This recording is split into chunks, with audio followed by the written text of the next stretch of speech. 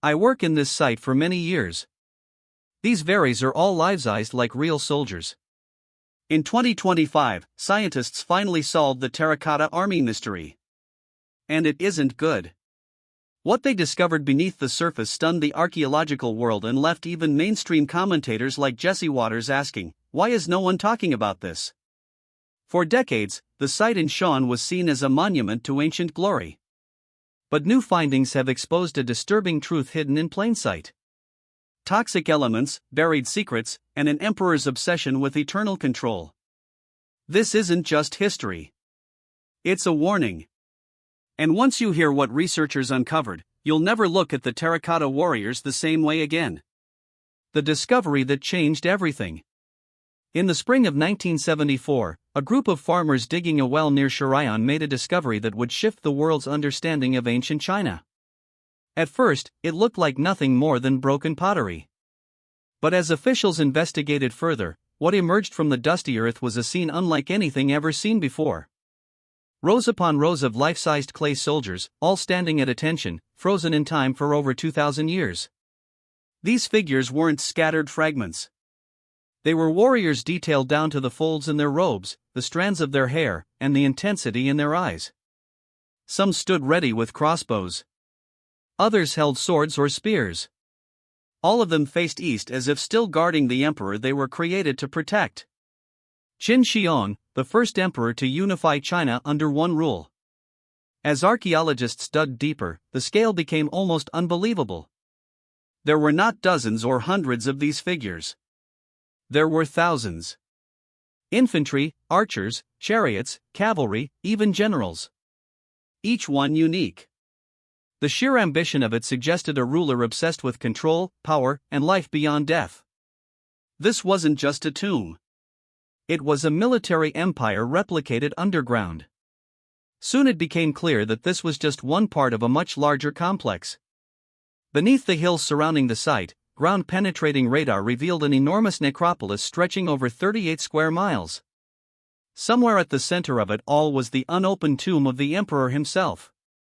According to ancient texts, that tomb was a marvel of engineering, said to contain palaces, rivers of mercury, and a ceiling embedded with pearls to mimic the night sky. And yet it remained untouched. Despite the technological advancements in archaeology, Chinese officials refused to open the emperor's tomb. On the surface, the reasoning seemed noble. A desire to preserve what remained until excavation techniques improved.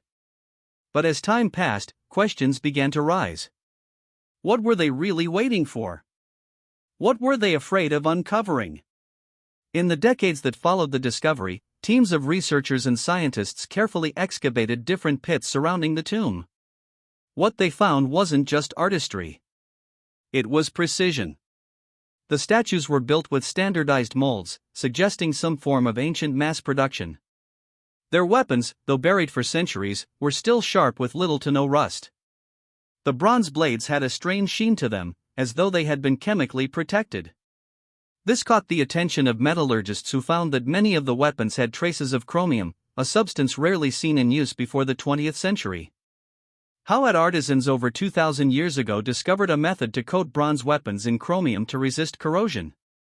The find baffled scientists and pushed many to wonder what other lost technologies the Qin dynasty had developed. Meanwhile, researchers measuring the soil composition around the tomb detected something even more disturbing. Abnormally high levels of mercury. It matched descriptions from ancient records that claimed the emperor's tomb was built with rivers and lakes of the toxic element designed to mimic the geography of China. But these weren't just symbolic metaphors. The levels detected were real and dangerously high. What was once seen as a display honorary honor began to feel more like a hidden agenda. What kind of man builds a fortress underground, fills it with warriors, and surrounds himself with poison? 50 years after its discovery, the Terracotta Army continues to be one of the most iconic and mysterious sites on Earth. But in 2025, scientists would find something buried deeper than clay. Something that could change how we see this marvel forever. Something that, as we'll see, might not be as glorious as it first appeared. Uncovering the untouched zones. Even after decades of research, the Terracotta Army continues to offer more questions than answers. The three main pits, pits 1, 2, and 3, only represent a fraction of what's believed to be hidden beneath the ground. The warriors, as impressive as they are just the outer defenses of a much larger, more complex tomb. At the center of it all lies the burial chamber of Qini Huang, a place so shrouded in legend and danger that it remains completely sealed to this day. Most visitors to the site see the neatly arranged lines of infantry men in Pit 1, where over 6,000 soldiers are positioned in battle-ready formation, but fewer people know about Pit 2, which was long considered more fragmented and difficult to interpret. That changed in 2024 when a series of new excavations led to a discovery that sent shockwaves through the archaeological community. A rare, high-ranking general figure, larger than the others, with ornate armor, a distinct top knot and posture that radiated command. This was not just another soldier. This was someone important. And he wasn't alone. Alongside the general were several armored officers and a small cavalry unit arranged in what appeared to be a coordinated tactical group. The layout wasn't random. It suggested strategic planning and mirrored the kind of hierarchy one might find in a real Qin military structure. The team studying the pit believed they had uncovered a representation of a battlefield in miniature frozen in clay led by an elite command. But there was something else about Pit 2 that was even more troubling. Soil samples taken from the site revealed elevated levels of toxic materials. Not just mercury, but arsenic compounds and strange mineral deposits not native to the region. At first, scientists thought this was the result of natural contamination or even preservation techniques. But when cross-referenced with similar samples from other parts of the necropolis, a pattern began to emerge. It wasn't just the tomb that was surrounded by poison. It was the army itself. Researchers began to suspect that the entire outer zone may have been engineered with deterrence in mind, not to honor the dead, but to warn off the living. The air quality around some dig zones, especially during the hotter months, fluctuated in dangerous ways. Workers reported dizziness, nosebleeds, and fatigue. Some had to be hospitalized. Authorities downplayed the incidents, attributing them to heat or stress. But internal reports told a different story. Meanwhile, satellite imaging and ground-penetrating radar continued to expose new pockets of structures beneath the earth. Unmapped corridors, sealed chambers, hollow vaults with shapes that didn't match known formations. One area east of Pit 3 appeared to hold a grid of underground rooms lined up like bunkers with metallic signatures that couldn't be explained. Yet, none of them had been opened. Despite the growing pile of data, Chinese officials remained cautious. The public narrative stayed the same. The emperor's tomb would not be opened until technology was advanced enough to prevent damage. But the truth was far less reassuring. What archaeologists and scientists were learning in real time was that they might be dealing with more than just an ancient tomb. They might be looking at a massive, carefully constructed trap. One researcher privately described it as a deadly museum, a place that wasn't just meant to preserve history, but to punish anyone who dared to disturb it. By late 2024, rumors were circulating in academic circles that several research groups were beginning to connect the dots. The elevated toxicity, the unusually well-preserved weapons, the strategic layout of the army, and now the discovery of high-ranking figures in key zones. Something didn't sit right.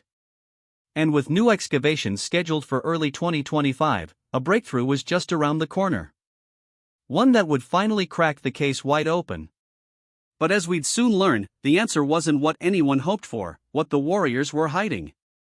By early 2025, the Terracotta army was no longer just an archaeological marvel.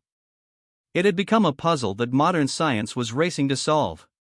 Between the ancient texts, the unexplained toxins, and the nearly supernatural preservation of the artifacts, one thing was clear. Something was being hidden in plain sight. The warriors weren't just standing guard. They were guarding something. Several research teams from China, Germany, and the UK began cross-examining new core samples taken from various pits, especially around Pit 2. They weren't just testing the soil anymore. They were isolating the composition of materials used in the statues, weapons, and even the pigments that once covered the figures in bright color. What they discovered changed the way experts viewed the entire site. The most disturbing finding wasn't the mercury, though levels were higher than anyone expected. It was the chromium. Again and again, the weapons from the pits were found to be unusually rust-resistant. Researchers confirmed that a thin layer of chromium oxide had formed on many of the bronze surfaces. At first glance, it looked like the Qin dynasty had discovered a method of chrome plating nearly 2,000 years before the process was invented in the West. But deeper analysis revealed something different. The chromium didn't come from the weapons themselves. It came from contamination in the environment.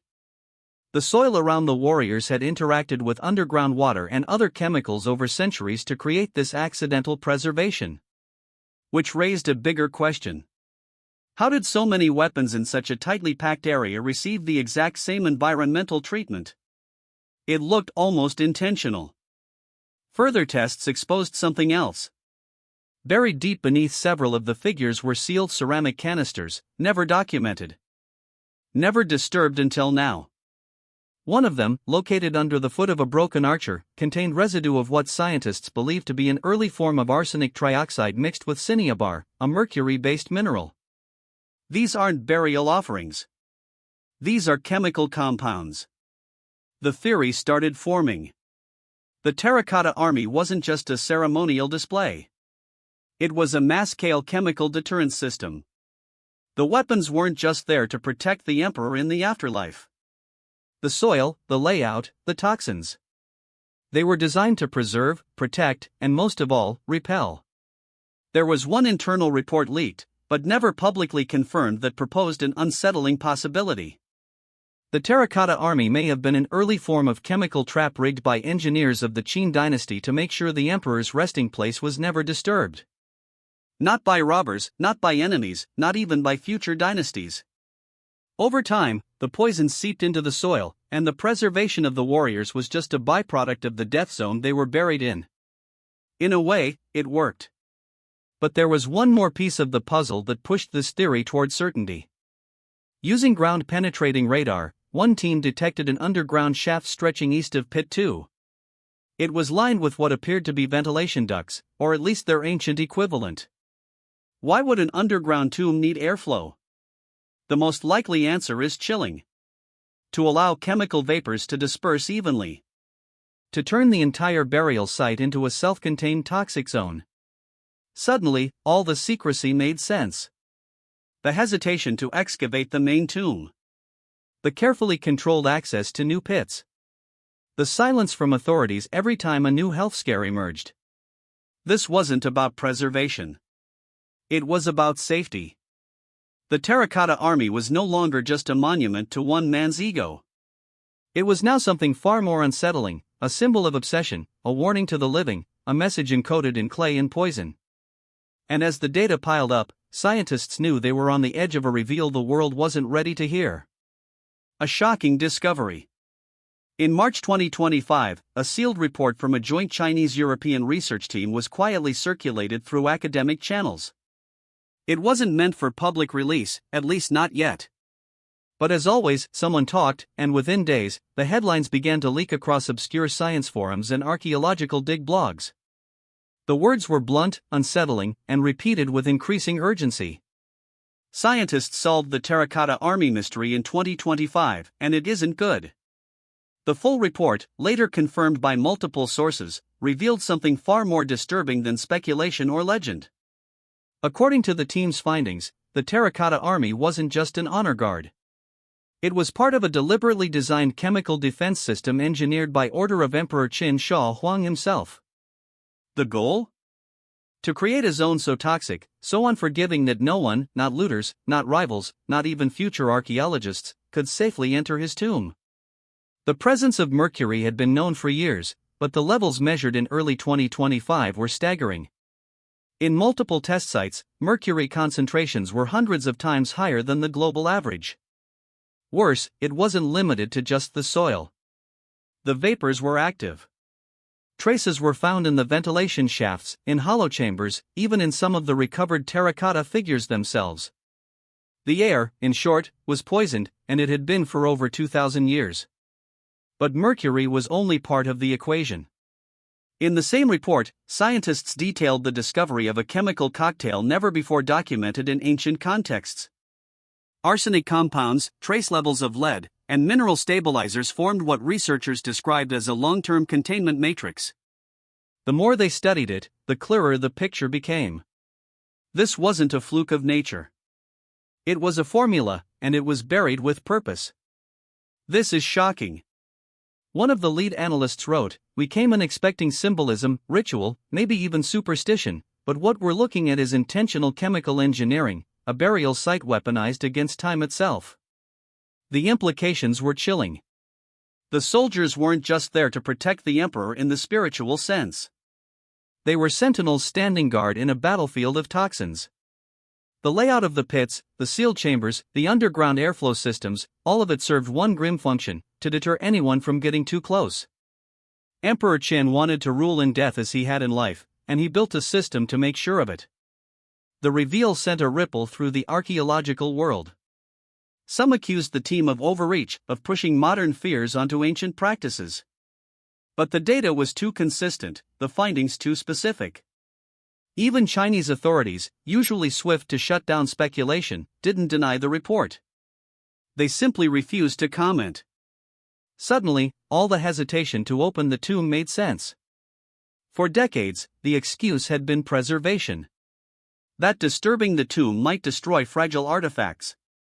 But now the real reason had surfaced. Opening the tomb wasn't just a risk to history. It was a risk to life. The public was never supposed to see that report. But it got out. And once it did, the Terracotta Army transformed in the eyes of the world. No longer just an awe-inspiring testament to craftsmanship. It became something darker. A reminder that even in ancient times, power came with paranoia. And that one emperor bent on immortality might have turned his own tomb into a death trap. Scientists solved the Terracotta Army mystery in. And it isn't good. The site wasn't just sealed for preservation. It was sealed because opening it could